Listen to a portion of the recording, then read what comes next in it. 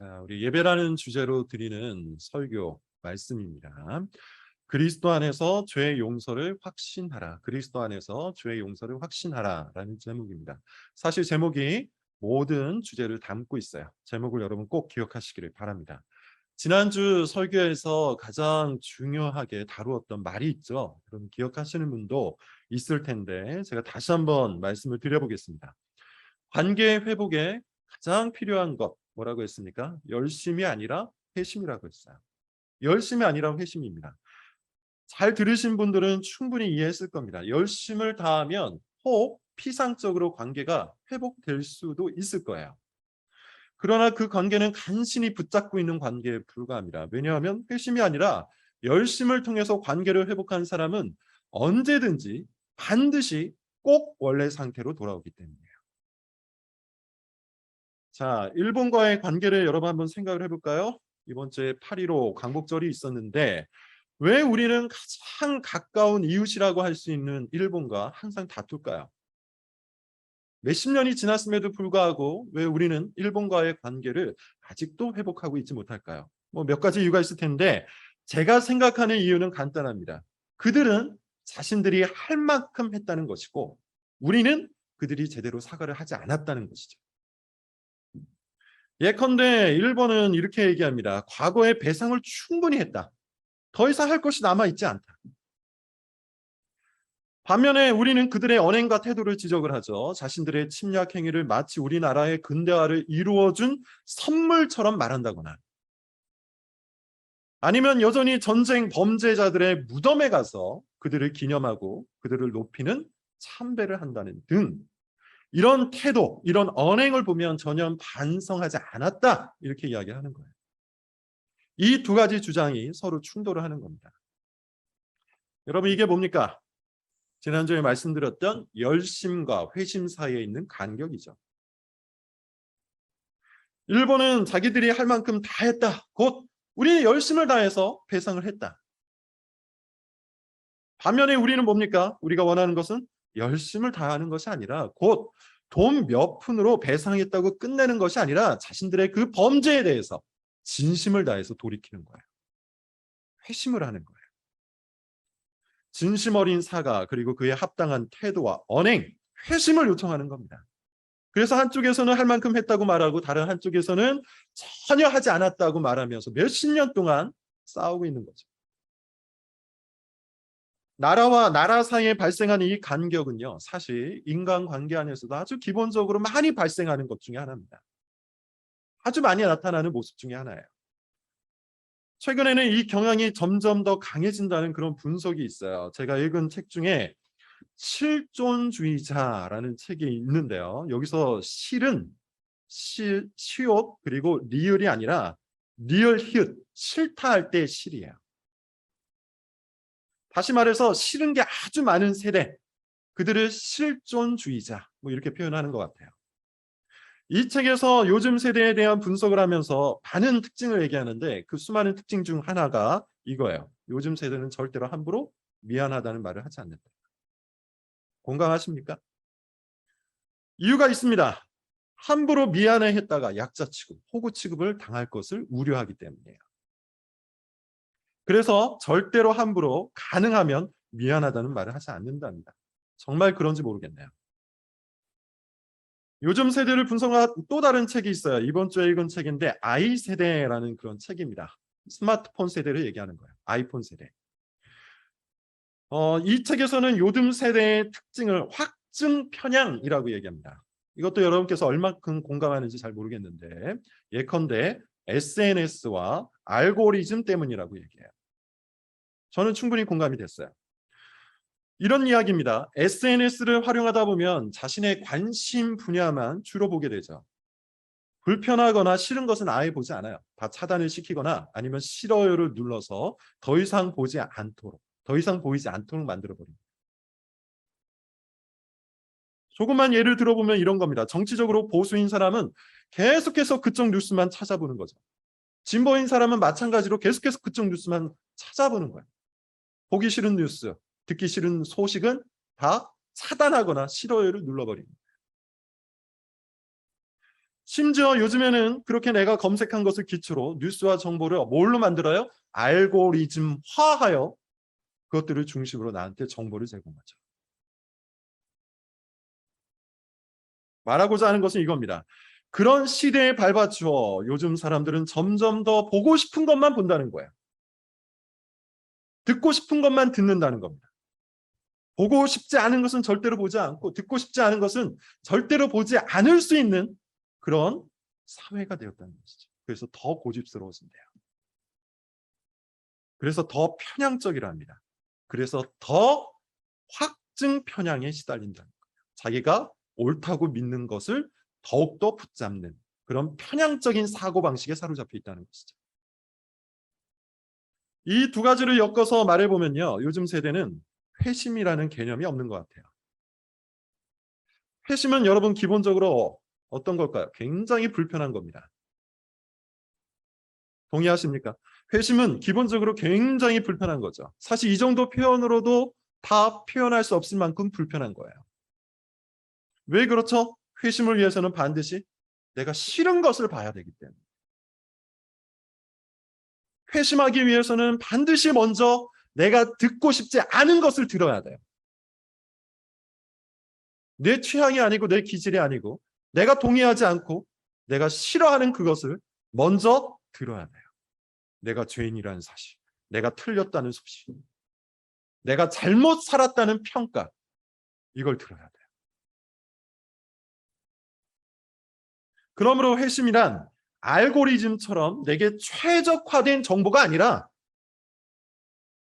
가장 듣기 싫은 소식, 가장 보고 싶지 않은 내 모습을 보는 것에서 시작되는 겁니다.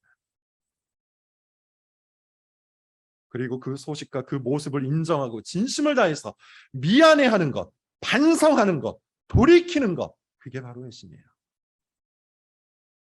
그러나 안타깝게도 이 사회의 영향력을 직접적으로 아주 열심히 받고 있는 요즘 세대들은 회심이 무엇인지조차 그 개념마저 깨닫지 못하고 있는 것 같아요.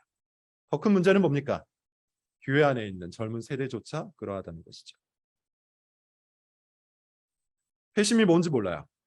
회심을 떠들어 제껴도 회심이 무엇인지 그 개념조차 모르니 회심을 하라고 말하는 이 소리에 응답을 하지 않아요. 머리와 마음속에 회심이라는 개념이 들어오지 않고 있다는 겁니다. 그냥 열심만 다 하면 되는 줄 알아요. 내가 교회에 왔으니 교회 일원으로 그래도 열심히 해야겠다. 이런 마인드 정도는 다 함께 갖고 있지만 회심하라는 말에는 반응이 없어요. 그러니 사실 우리 삶에 변화가 없는 것이죠. 열심은 변화의 동력이 아니라 사실 열매일 뿐이기 때문입니다. 열심으로는 변화를 만들어낼 수 없어요. 열심은 앞서 말한 것처럼 그저 자기 고집 안에서 움직이는 것에 불과합니다. 편견 속에서 일하는 것에 불과합니다. 회심하지 않은 채 열심을 다하는 사람은 확증 평양을 더 강하게 만드는 것에 불과합니다. 자, 한번 봅시다. 로마서 10장입니다. 로마서 10장 2절부터 3절이에요.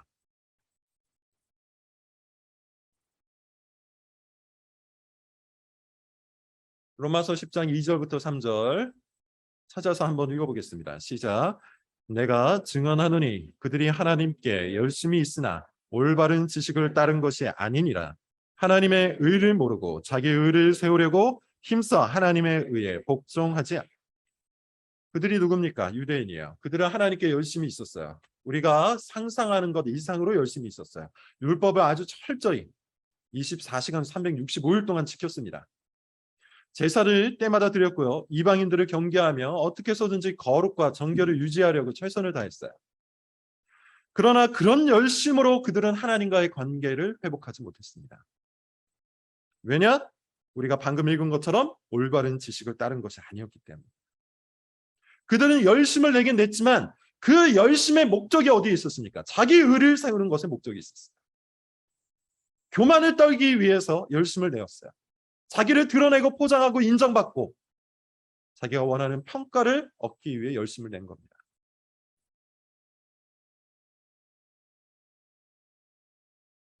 앞선 표현으로 다시 말하자면 자기의 확증 평양, 그러니까 자기가 옳다고 믿는 것을 더 강화하기 위해 하나님을 이용한 것에 불과해요. 그런 것으로 어찌 하나님과의 관계를 회복할 수 있겠습니까? 자기 의를 세우려고 하나님의 의에 복종하지 아니하였다. 그래서 유대인들은 열심은 있었지만 변화가 없었습니다. 하나님과의 관계가 회복될 수가 없기 때문이에요. 하나님과의 관계를 회복하기 위해서는 열심이 아니라 회심, 죄의 고백이 필요해요. 지난주에 제가 목소리를 높여서 말했던 겁니다.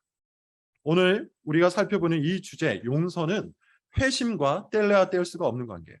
회심을 했기 때문에 용서를 받을 수 있는 것이고요. 용서를 믿기 때문에 회심을 할 수 있는 겁니다. 그래서 이 두 가지는 사실상 한 몸이에요. 우리가 예배 중에 드리는 죄의 고백과 용서의 확신은 그런 의미에서 사실상 한 가지라는 뜻입니다. 죄의 고백만 있으면 여러분 어떨까요? 아무런 일도 일어나지 않아요. 한번 생각을 해보십시오. 내가 잘못했다고 인정했는데 상대방에게 아무런 응답이 없어요. 그럼 어떻게 될까요? 여전히 그 관계는 파괴된 채로 있을 겁니다. 죄의 고백과 용서의 확신은 서로 반응을 해야 돼요. 반대도 여러분 마찬가지겠죠. 죄의 고백이 없는 용서의 확신 어떨까요? 그 사람과 나 사이에 아무런 일도 일어나지 않을 거야. 자기 죄를 인정하지 않는 사람을 무슨 수로 용서를 합니까?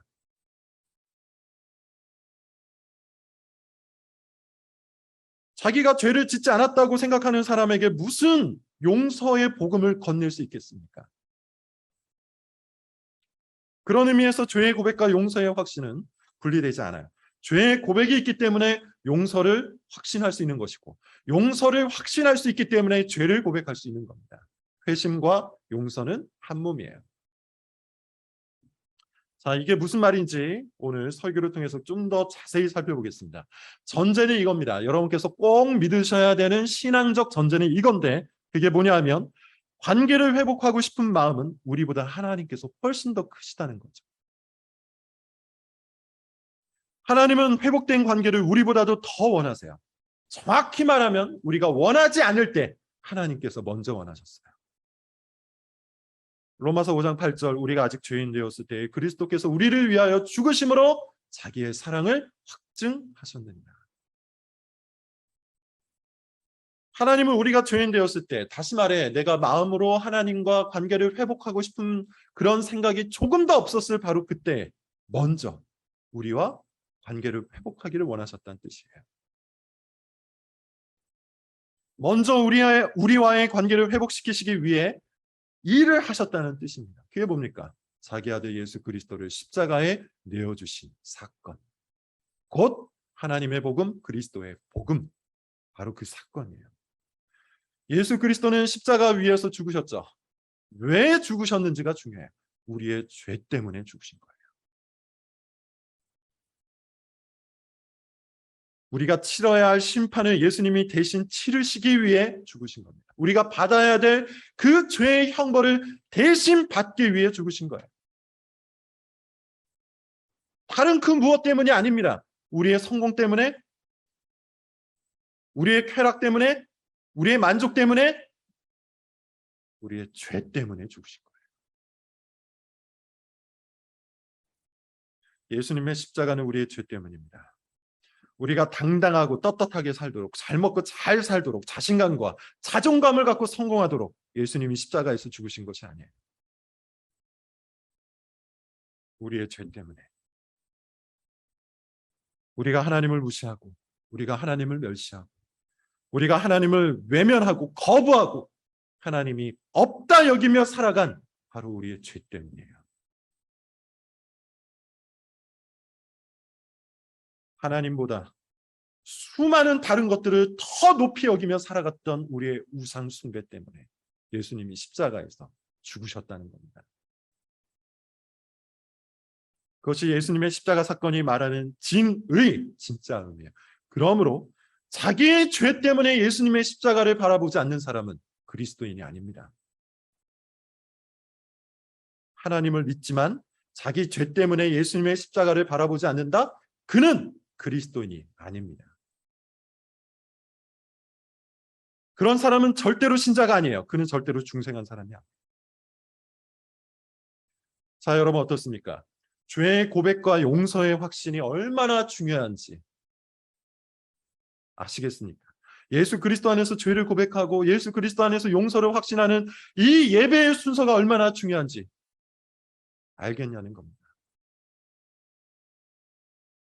그것은 예배 중 하나의 순서 정도가 아니에요. 그것은 우리의 본질, 우리의 존재 자체를 가늠하는 진리입니다.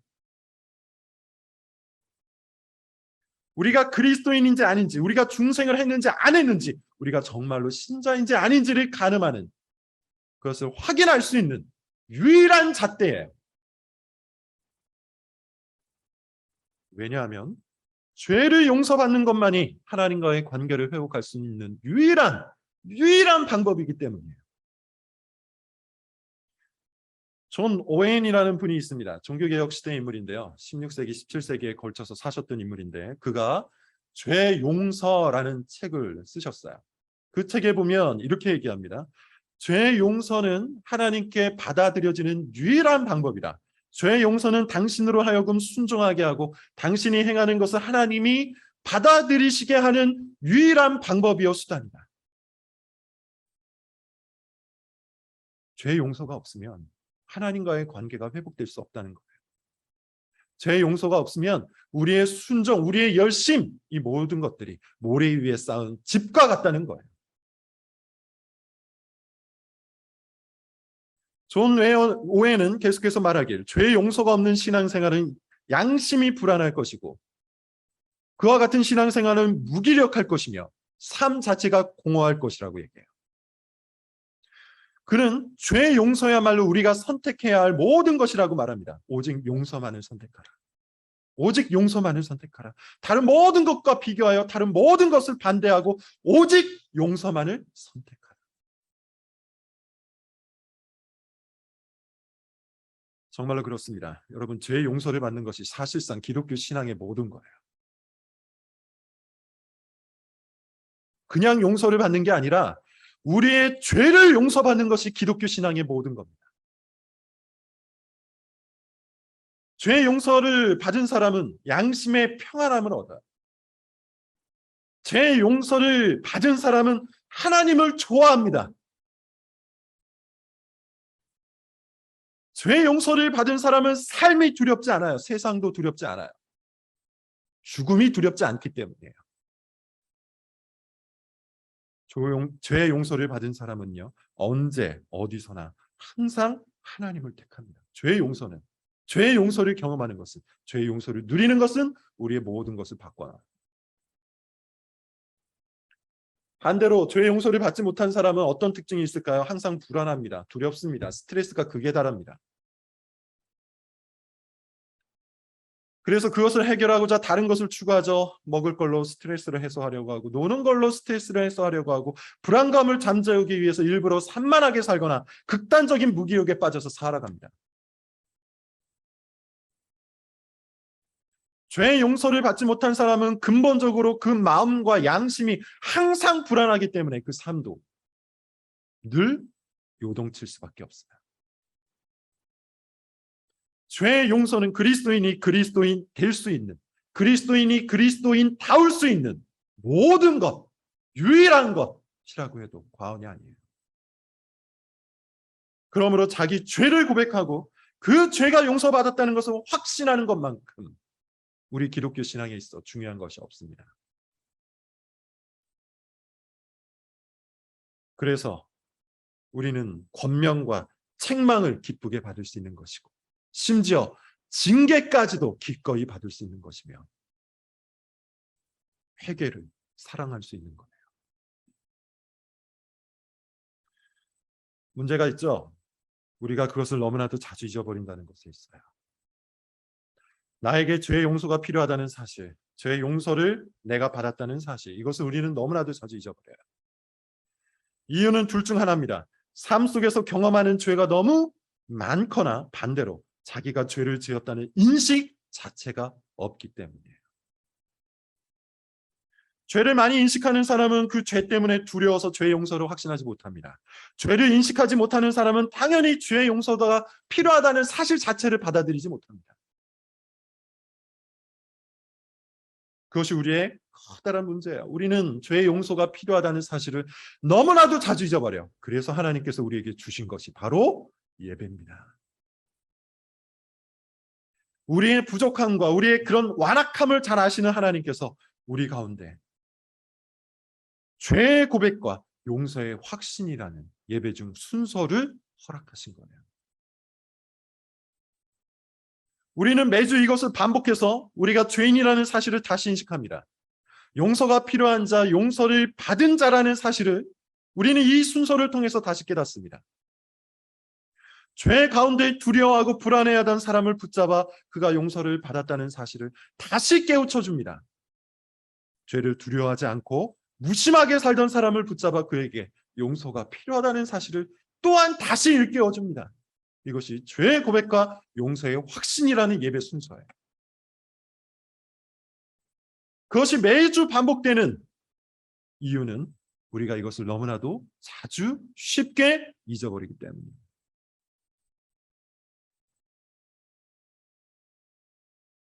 죄의 고백과 용서의 확신, 이것이 없으면 어떤 사람도 하나님과 올바른 관계를 누릴 수가 없어요. 하나님을 찬양하고 경배할 수가 없어요. 그래서 우리에게는 매주, 매달, 매년 이 죄의 고백과 용서의 확신이 필요한 겁니다. 오늘 본문을 보십시오. 2주 전 본문이었는데 기억하실지 모르겠네요. 그때는 언약서라는 단어를 중심으로 살펴봤어요. 오늘은 좀 전체적으로 보겠습니다. 하나님이 이스라엘을 예배로 부르시는데 1절, 2절을 여러분 한번 보십시오. 같이 읽겠습니다. 오늘 본문 1절, 2절 시작. 또 모세에게 이르시되 너는 아론과 나답과 아비후와 이스라엘 장로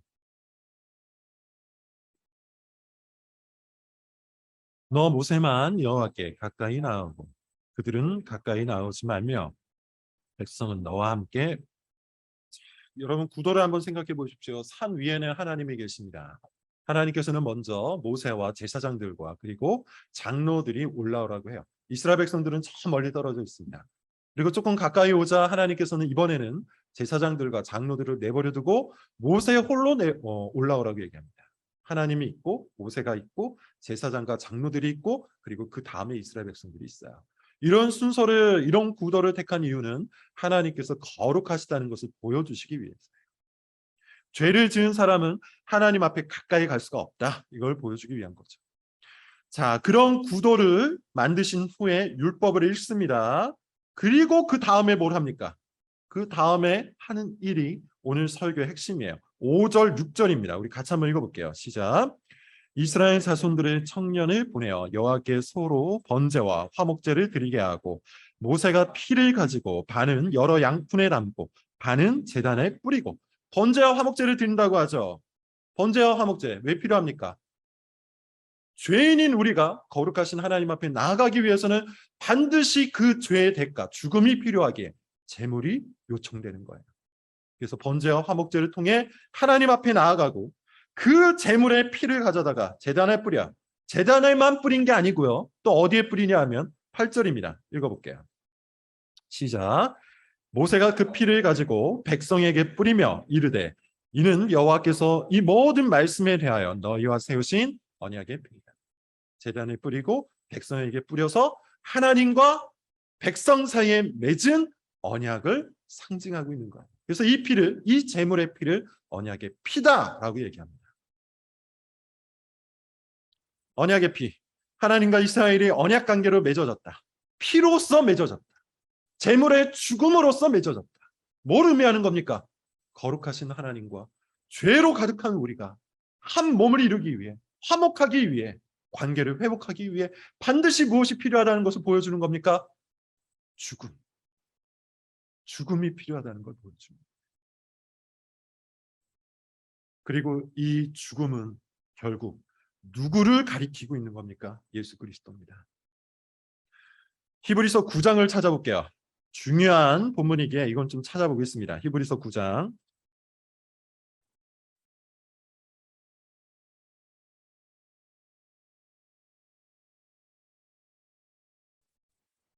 여러분 지금 우리가 듣고 있는 이 설교는 기독교 신앙의 본질입니다. 핵심입니다. 중심이에요. 가장 중요한 것이고 이것을 통과하지 못한 사람은 앞서 말한 것처럼 그리스도인일 수가 없어요. 귀 기울여서 여러분 잘 들으시기를 바랍니다. 18절부터 22절 우리 같이 한번 읽어볼게요. 시작. 이러므로 첫 언약도 피 없이 세운 것이 아니니 모세가 율법대로 모든 계명을 온 백성에게 말한 후에 송아지와 염소의 피 및 불과 붉은 양털과 우슬초를 취하여 그 두루마리와 온 백성에게 뿌리며 이르되 이는 하나님이 너에게 명하신 언약의 피라 하고 또한 이와 같이 피를 장막과 섬기는 일에 쓰는 모든 그릇에 뿌렸느니라. 율법을 따라 거의 모든 물건이 피로써 정결하게 되나니 피 흘림이 없은즉 사함이. 이 피가 무슨 피라고 하죠? 언약의 피라고 얘기하죠. 이 피가 또 무슨 피라고 하죠? 죄 사함을 위한 피라고 하죠. 끝부분을 보세요. 피 흘림이 없은즉 사함, 용서가 없느니라. 그러므로 여러분 우리에게는 죄 용서를 위해서 뭐가 필요한 거예요? 언약의 피, 죽음의 피, 예수 그리스도의 보혈이 필요한 것이죠. 히브리서 9장 28절 이와 같이 그리스도도 많은 사람의 죄를 담당하시려고 단번에 들이신 바 되셨다. 제물처럼 단번에 들이신 바 되셨다. 제물처럼 죽음으로써 언약의 피를 우리에게 뿌려주셨다.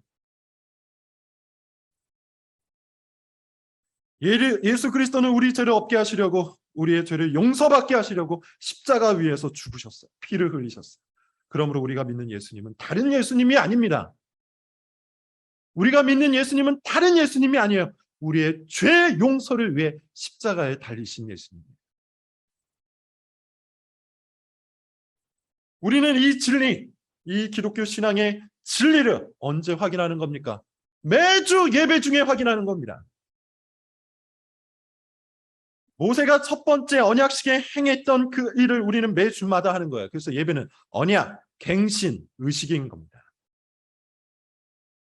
언약을 계속해서 갱신하는 의식, 언약을 중심으로 계속해서 죄를 고백하고 용서를 확신하는 의식, 그게 예배예요.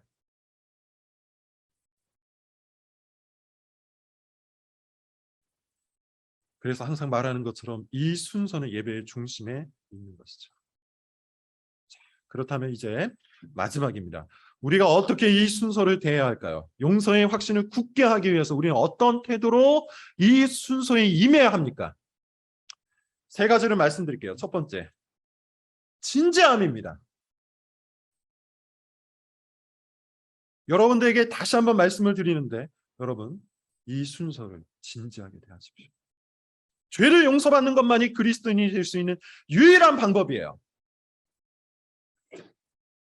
죄를 용서받는 것만이 하나님께 받아들여질 수 있는 유일한 수단이에요. 그러므로 여러분 이 사실을 진지하게 받아들이십시오. 진지하게 생각하십시오. 대충 넘어가지 마십시오. 우리 시대의 가장 큰 문제, 제가 생각하건대 우리 시대의 가장 커다란 문제는 이와 같이 영생이 걸린 문제 앞에서 진지하지 않다는 것이죠. 진리 앞에서 산만하다는 거예요. 대신에 뭐에 진지합니까? 노는 것에 진지해요. 먹을 거에 진지해요. 그래서 노는 것과 먹을 것을 탐구해요. 그러나 죄 용서를 받는 것, 그것을 확신하는 것은 이 세상에 태어난 모든 사람들이 얻어야 할 보배입니다. 이것보다 뛰어나고 탁월하고 아름다운 보배는 없어요. 죄 용서의 복음 앞에 진지하고 신중하십시오. 두 번째, 믿음이 필요한데요. 의도적인 믿음이 필요해요. 우리 시대의 또 다른 문제 중에 하나는 뭐냐면 의심이에요. 모든 것을 의심하는 것. 그게 마치 지성인의 덕목인 것처럼 사람들이 착각을 하죠. 지성인의 덕목일 수는 있어요. 그러나 신자의 덕목은 아닙니다. 신자는 믿는 사람이에요. 의도적으로 여러분 믿으셔야 됩니다. 여러분 마음속에 찾아오는 의심과 회의와 불만과 불평과 싸우셔야 돼요. 하나님께서 우리를 정말로 용서해 주기를 원하신다는 이 진리를 여러분 믿으십시오. 이것을 믿지 않으면 우리 신앙은 거짓이에요. 호세아 선지자를 여러분 기억하십니까? 하나님은 호세아에게 방탕한 여인과 결혼하라고 시키시죠. 지금의 관점으로는 이해가 되지 않지만 그렇게 하나님께서 명령하세요. 그런데 이 방탕한 여인은 계속해서 다른 남자를 찾아갑니다. 그리고 하나님께서는 그때마다 호세아에게 오셔서 이 여인을 다시 찾아와라, 이 여인을 다시 받아들이라, 용서하라 라고 이야기하세요. 이유가 뭐죠? 방탕한 이 여인을 다시 받으시는 것이 하나님의 마음이기 때문이에요. 하나님은 가늠한 아내를 용서하고 다시 받아주시는 남편과 같아요. 하나님은 용서하기를 원하신다는 겁니다. 돌아온 탕자 비유, 여러분 기억하십니까? 자기를 배신하고 떠난 아들을 아버지는 매일 마을 어귀에서 기다리세요. 꾸짖기 위해 기다리신 게 아닙니다. 용서하기 위해 기다리세요. 그게 하나님 아버지의 마음입니다. 그러므로 여러분 믿으십시오. 하나님께서 여러분을 용서하기를 원하신다는 사실을 믿으십시오. 마지막으로 그리스도를 묵상하시기를 바랍니다. 하나님의 용서를 믿는 사람은 하나님이 용서해 주시는 방식도 믿어요. 그게 예수 그리스도입니다. 예수 그리스도께서 십자가 위에서 행하신 그 사역은 한 번 묵상하고 한 번 클리어하고 끝내는 스테이지가 아니에요. 그것은 우리가 영원토록 묵상해야 할 진리입니다. 그래서 우리가 매주 예배마다 반복하는 것 아니겠습니까? 그리스도를 묵상하지 않으면 우리는 결코 죄를 고백하고 용서를 확신할 수가 없어요.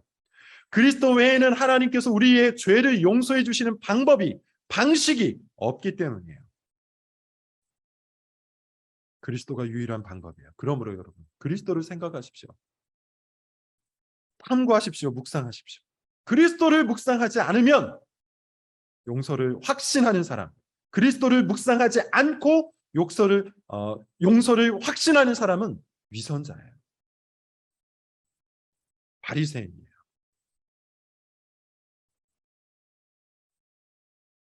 죄의 고백과 용서의 확신, 이 순서는 매 주마다 있는데, 매 주마다 있다는 것은 두 가지 의미가 있어요.